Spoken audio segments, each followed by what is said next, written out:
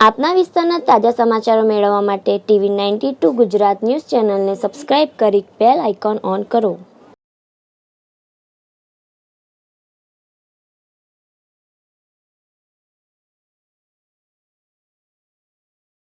કરજણ આશીર્વાદ હોલ ખાતે કોંગ્રેસ દ્વારા સંમેલન યોજાયું હતું।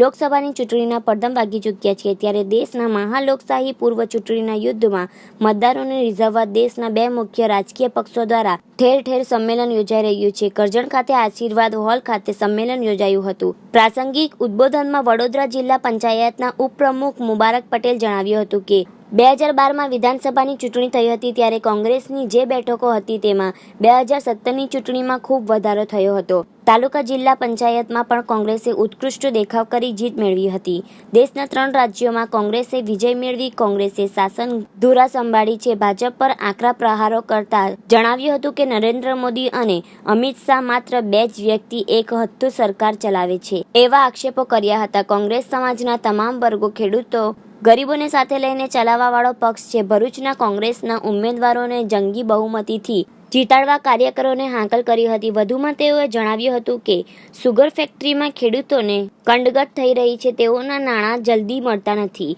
સુગર ફેક્ટરીમાં કામ કરતા કામદારોને 2 માસથી પગાર થયો નથી। આવી પરિસ્થિતિ કરજણની છે। આવનારા દિવસોમાં કોંગ્રેસને જંગી બહુમતીથી જીતાડી કોંગ્રેસ પક્ષને મજબૂત જણાવવા અપીલ કરી હતી।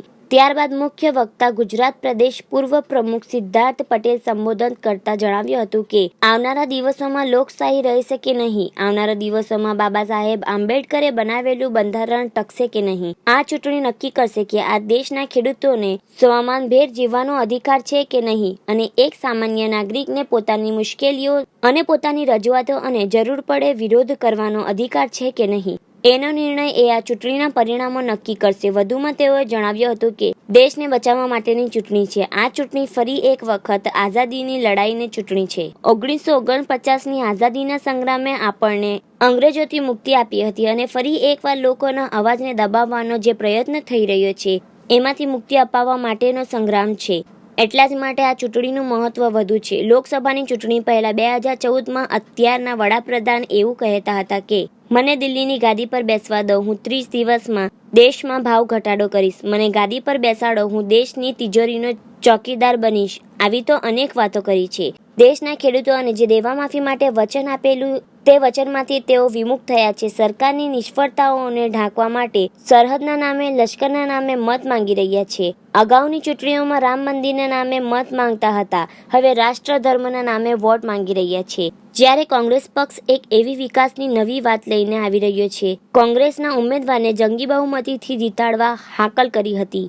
અંતમાં આભાર વિધિ સાથે સંમેલનનું સમાપન થયું હતું। સંમેલનમાં કોંગી આગેવાનો તેમજ ખૂબ જ મોટી સંખ્યામાં કોંગી કાર્યકરો સહિત લોકો ઉપસ્થિત રહ્યા હતા।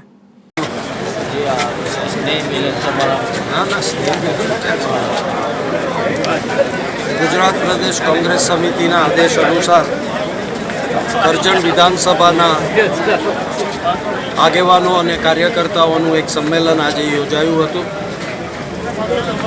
ચૂંટણીની કાર્યવાહી 3જી 4થી તારીખ પછી શરૂ થાય એ પહેલાં દરેક વિધાનસભા મત વિસ્તારમાં આ સંમેલનો યોજાઈ જવા જોઈએ, એના ભાગરૂપે આજે આ કાર્યક્રમ યોજાયો હતો। ખૂબ મહત્ત્વની ચૂંટણી લડવા માટે આપણે જઈ રહ્યા છીએ। આ 2019ની લોકસભાની ચૂંટણી આ દેશમાં લોકશાહી મૂલ્યોનું જતન થશે કે નહીં, આ દેશમાં સામાન્ય માણસના અધિકારોનું રક્ષણ થશે કે નહીં, અને આ દેશનું બંધારણ ટકી રહેશે કે નહીં, એનો નિર્ણય કરનારી આ ચૂંટણી બની રહેવાની છે। ત્યારે કોંગ્રેસનો એક કાર્યકર્તા પૂરી તાકાતથી આ સંગ્રામમાં જોડાય એ વાત કરવા માટે હું આજે આ કરજણ આવ્યો છું। મુખ્ય મુદ્દાઓ શું છે કોંગ્રેસના?